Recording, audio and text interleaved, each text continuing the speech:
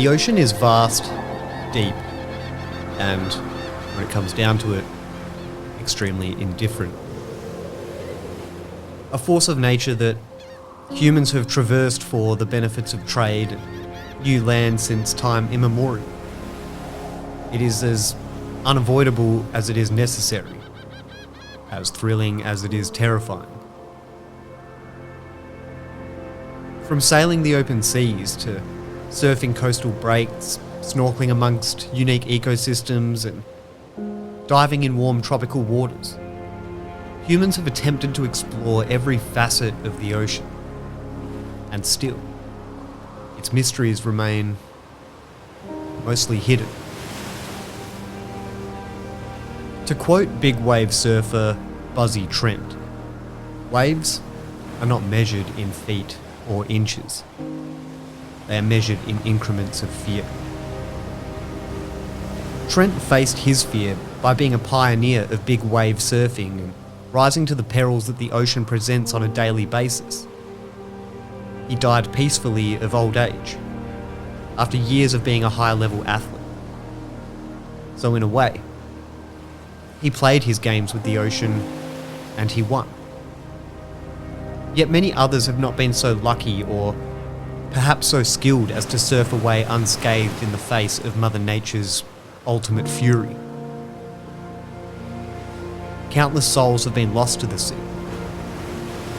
swallowed by the endless waves, crushed against the ragged rocks or dragged away in unforgiving currents.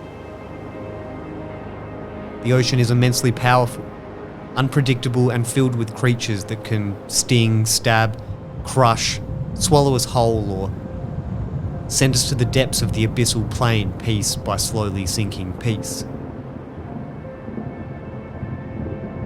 Fear of the ocean and other deep bodies of water is known as thalassophobia and could be considered a very rational response to a very real threat. The same could be considered of sharks. Though many non-divers see them as people-eating monsters, sharks are, in reality, only responsible for 10 fatalities per year worldwide on average, compared to 8 deaths every day in the US from people texting while driving. Statistically, it's more likely that a cow will fall on you than you'll be torn apart by a shark. However, statistics often don't seem to make reality any more reassuring for some reason. I find the same when people say, you're more likely to die in the car on the way to the airport than you are to die in a plane crash. Yeah, you're also more likely to survive a car crash than you are a plane crash. People walk away from car crashes every day. I've watched over 18 seasons of air crash investigations, and when something goes wrong at 30,000 feet, it usually goes wrong pretty fast. Nevertheless, back to sharks and how they're, stochastically speaking, unlikely to eat you. However, with up to 300 teeth, distributed on a sort of break one, replace one conveyor belt-like system of ocean-consuming death, capable of measuring in at over 20 feet long. Meeting one's end at the jaws of a great white shark or a tiger shark or a bull shark, however unlikely the nature of probability would deem it to be, is still a pretty horrifying prospect.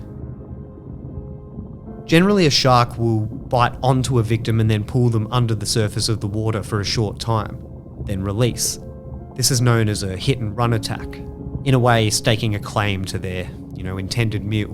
The shark may not kill you with this first bite, but they do intend to debilitate prey with the impact and the subsequent injury inflicted, often striking from below with insane speed, silhouetting their prey against the surface light.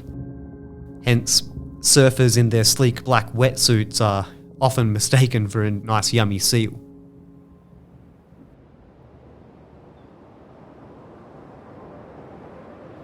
But all that dramatised shark fear-mongering aside, most that have an ingrained phobia of the ocean and sharks more so fear the lack of control that the scenario implies. It's not the ocean itself, so much as the unknown that the ocean represents. Much like a fear of the dark. It's the deep, dark, unknown. The possibility that at any moment your body could be clamped down on by rows of razor-sharp teeth. The possibility of losing strength as the carbon dioxide builds up in your lungs. Burning, every cell screams for fresh air. The ability to swim to the surface slowly fades as blackness sets in. As a species, we are wired by evolution via natural selection to avoid death and, when possible, minimize risk. More often than not, when it comes to the ocean though, unlike the big wave surfer Buzzy Trent, there isn't any peacefully passing away in your sleep. The ocean, much like the greater cosmos we all inhabit, is indifferent to our human struggles, endeavours and our best intentions. The ocean is an awe-inspiring and beautiful, yet uncaring, kill you in a heartbeat force of Mother Nature.